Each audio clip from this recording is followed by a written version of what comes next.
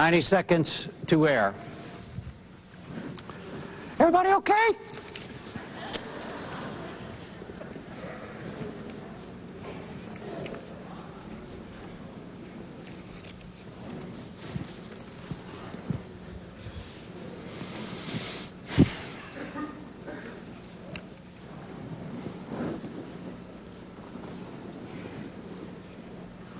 One minute.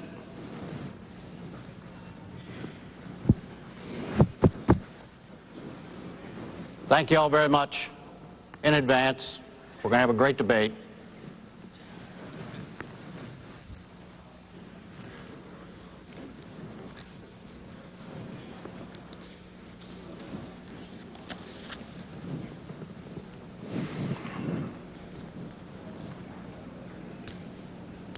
Thirty seconds.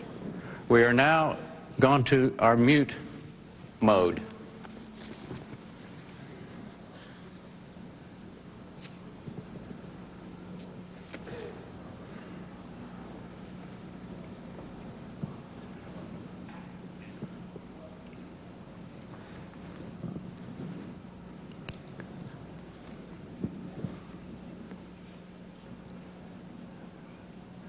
Good evening from the University of Miami Convocation Center in Coral Gables, Florida.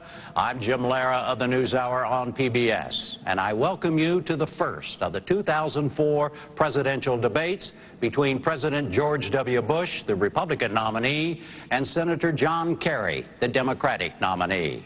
These debates are sponsored by the Commission on Presidential Debates. Tonight's will last 90 minutes, following detailed rules of engagement worked out by representatives of the candidates. I have agreed to enforce their rules on them.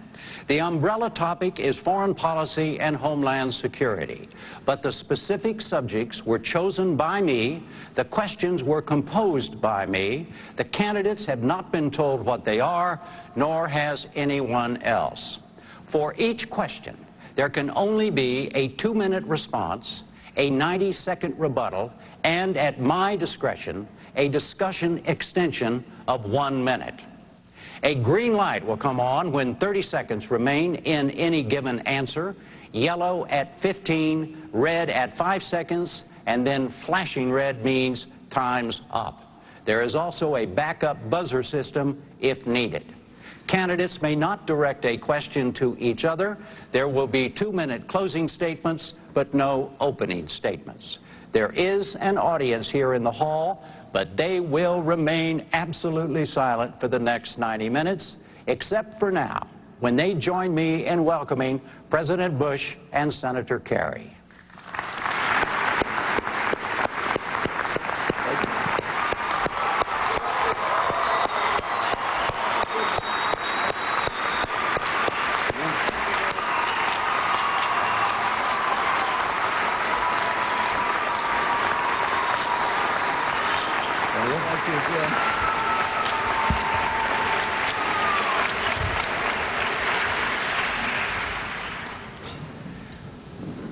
Good evening, Mr. President, Senator Kerry. As determined by a coin toss, the first question goes to you, Senator Kerry. You have 2 minutes. Do you believe you could do a better job than President Bush in preventing another 9/11 type terrorist attack on the United States? Yes, I do. But before I answer further, let me thank you for moderating.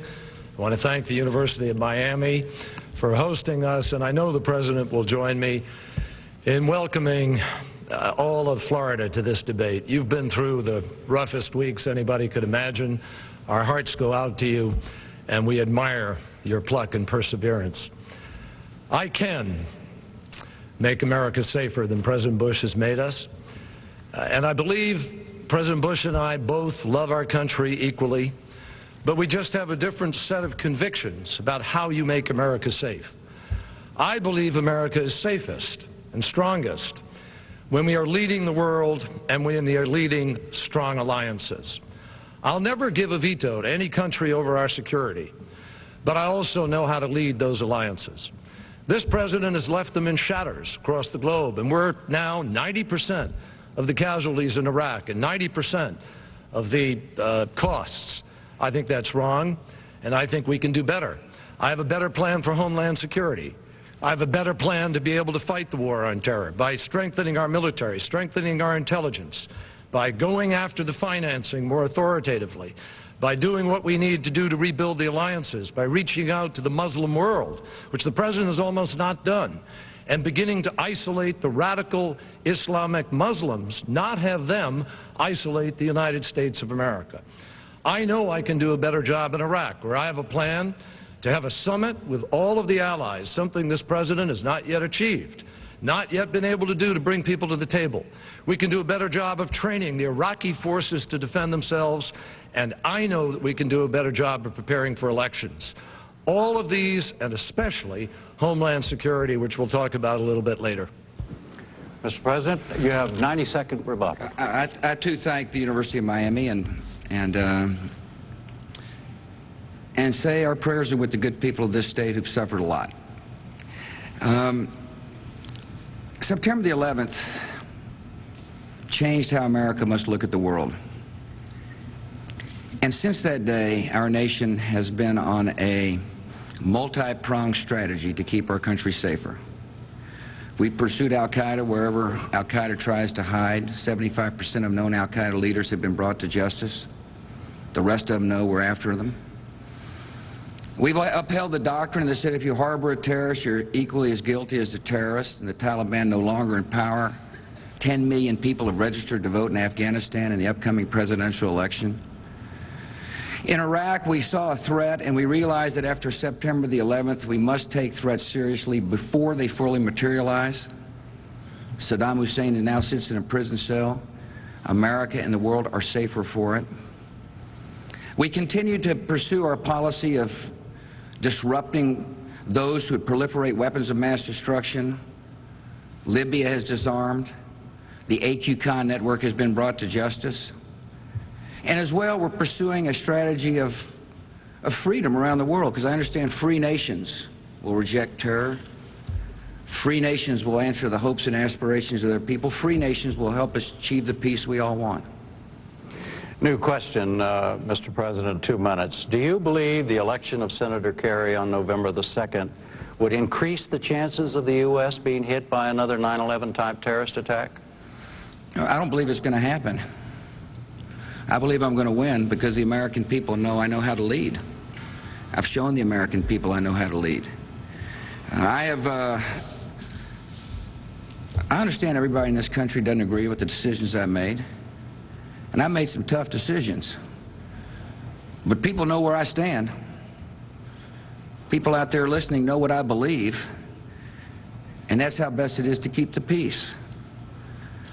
This nation of ours has got a solemn duty to defeat this ideology of hate, and that's what they are. This is a group of killers who will not only kill here but kill children in Russia, that'll attack unmercifully in Iraq, hoping to shake our will. We have a duty to defeat this enemy.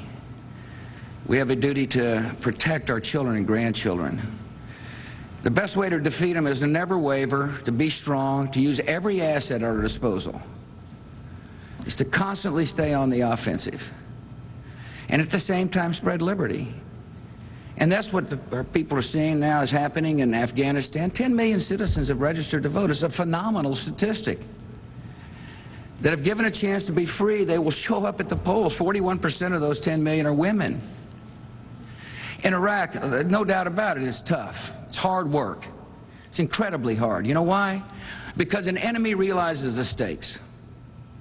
The enemy understands a free Iraq will be a major defeat in their ideology of hatred.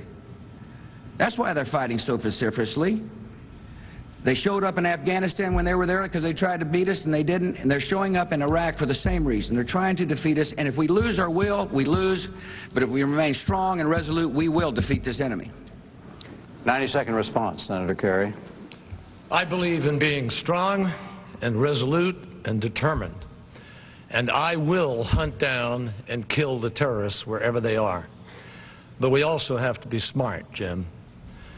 And smart means not diverting your attention from the real war on terror in Afghanistan against Osama bin Laden and taking it off to Iraq, where the 9/11 Commission confirms there was no connection to 9/11 itself in Saddam Hussein, and where the reason for going to war was weapons of mass destruction, not the removal of Saddam Hussein. This president has made, I regret to say, a colossal error of judgment. And judgment is what we look for in the President of the United States of America. I'm proud that important military figures are supporting me in this race. Former Chairman, Joint Chiefs of Staff, John Kashvili. Just yesterday, General Eisenhower's son, General John Eisenhower, endorsed me. Admiral William Crowell, General Tony McPeak, who ran the Air Force war so effectively for his father, all believe I would make a stronger commander-in-chief. And they believe it because they know I would not take my eye off of the goal, Osama bin Laden. Unfortunately, he escaped in the mountains of Tora Bora. We had him surrounded. But we didn't use American forces, the best trained in the world, to go kill him. The president relied on Afghan warlords, and he outsourced that job too. That's wrong. New question, 2 minutes, Senator Kerry. Colossal misjudgments. What colossal misjudgments, in your opinion, has President Bush made in these areas? Well, where do you want me to begin? First of all, he made the misjudgment of saying to America that he was going to build a true alliance, that he would exhaust the remedies of the United Nations and go through the inspections. In fact, he first didn't even want to do that. And it wasn't until former Secretary of State Jim Baker and General Scowcroft and others pushed publicly and said, you got to go to the UN, that the president finally changed his mind. His campaign has a word for that, and went to the United Nations. Now, once there, we could have continued those inspections. We had Saddam Hussein trapped.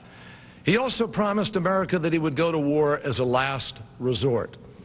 Those words mean something to me as somebody who's been in combat. Last resort.